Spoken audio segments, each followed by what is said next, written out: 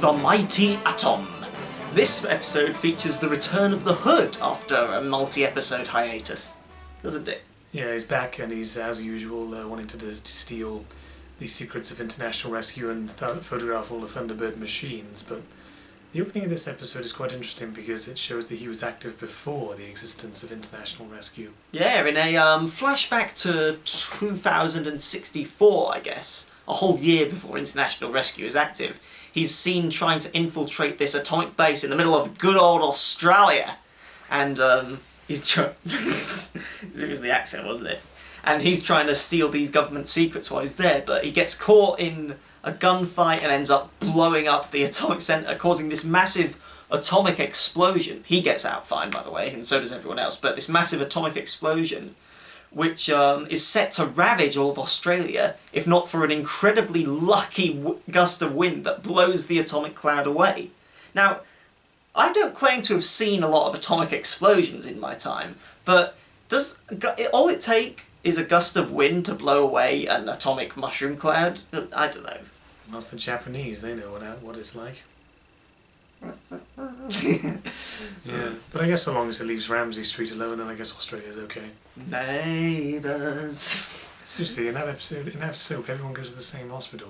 I never understand the Aussies. But anyway, a whole year later, which takes place in the present now, we see the Hood come into possession of a fantastic device called the Mighty Atom. What it is, essentially, is a tiny little mouse which carries a camera inside. I guess the idea is that, well, obviously the reason I guess they throw 4 million into a little camera inside a mouse is that I think people are a lot more stupid in 2065 that all it takes to get government secrets is a little tiny mouse with a camera in it. It just seems very underwhelming, you know?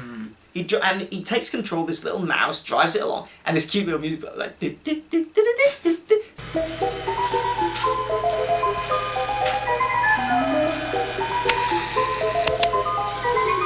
Hey! It's like an episode of Tom and Jerry with this little mouse going along, and the Hood controlling it, taking photographs of everything. So anyway, he uses this, of course, to steal government secrets. He drives it into another atomic plant, this time it's in Africa, photographs it, and then as he gets it back, he realises, oh, I could blow this place up, an international rescue could come, and I could take photos of the Thunderbird craft with this little mouse thing. Perfect! That was probably the most sinister thing about this episode, seeing his face dissolved over all this destruction and saying, I'll get international rescue in here, and then my empire will have everything. We'll have all the secrets of international rescue and atomic energy. Just imagine him, you know, just singing to himself, I want it all. I want it all. Imagine the Hood just listening with some headphones on in his temple or whatever, just listening to Queen like, I want to ride my bicycle, I want to ride my bike. Yes. Oh god, the Hood. That'd make a brilliant Thunderbirds episode, just a whole episode of him listening to Queen's greatest hits.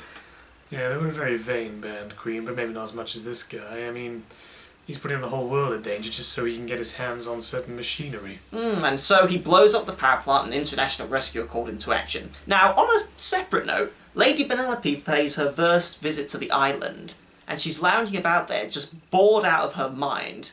I mean, leave it to an English aristocratic lady to be bored on a tropical island. Oh, first world problems. But anyway, she's there, on Tracy Island, bored, waiting for a rescue to happen so that she can go out on call. I guess she doesn't feel like she sees that much action. Well, she did see plenty of it in the last episode. Yeah. Maybe they're not all in chronological order after all.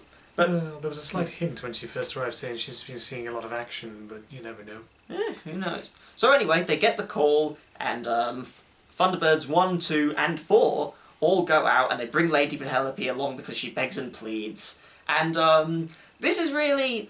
The rescue itself is very mundane. All they've got to do... I say all they have to do is stop an atomic explosion. Yes, it's a big deal, but the way it's portrayed is, you know, it's not very tense. All they've got to do is push in a couple of rods and boom, they're fine. And then Gordon blows up the water intake that may cause the atomic cloud to take over the Sahara. So, because all the action is like pushed into the last 10 minutes, this is a very Very slow, very filler episode, I think. It's kind of like Pit of Peril in a sense. Yeah, it would almost be an anticlimax if not for the brilliant ending.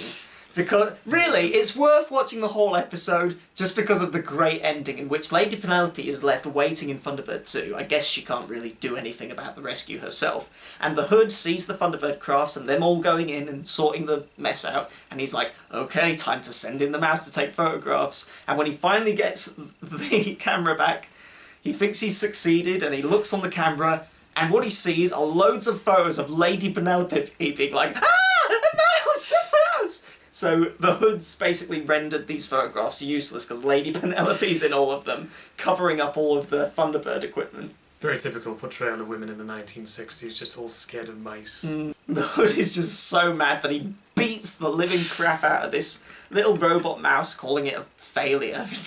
I guess, wouldn't he just try again, surely? I mean, he's got this little device and he was so certain that it would work. Really, the only criteria is that, you know, Lady Penelope got in the way. If he just kept trying again, instead of getting mad and breaking it, surely he would, you know, get the information that he required. What is it with villains only trying one plan once, when it's only one simple factor that causes it to fail? I think all villains suffer from this disease where they just can't understand if it's not broke, don't fix it. I guess the only interesting thing I liked about this episode was the fight between Kirano and Parker. Ah, yeah, they're, I guess, yeah, Lady Penelope brings Park with her to the island, and him and Kirano are arguing over who is the better manservant. You'd think one of them would take advantage of the fact that another one's there and put up their feet, but no, it's a huge clash of honour, where one of them wants to be the one who serves the drinks to their loyal masters. I mean, yeah, Kirano's very loyal, I guess. I mean, maybe Jeff rescued his family, that's why he became a manservant, and I guess Parker just really wants to earn his stripes because he knows that he's been in prison and really wants to reform himself. Perhaps they're both, yeah, they're two characters who both desire reformity. Yeah, they desire honour, they desire respect, they want to tell the world they're no longer who they used to be. I'm not the man they think I am at home. Oh no, I'm a rocket man. I'm just trading off here. Why, you young rascals. But anyway, it's not a very exciting episode. It's a funny one, mainly just a funny one. But yeah, not a very exciting one, to be honest. It stands out for being the first one to happen in Australia. Yeah, it's set in bloody Australia, so it's the greatest fucking country in the world, mate. Except for the bloody dingoes. Fucking dingoes going around eating my baby. Right, we're going to stop now, because otherwise we're going to be doing Australian accents for the next 15 minutes. So, join us for the next episode. I don't know what it is. I think it might be City of Fire. I might be wrong, though. So, wait and see. Yes, well, we've had a great time, so we'll see you next week. FAB. FAB.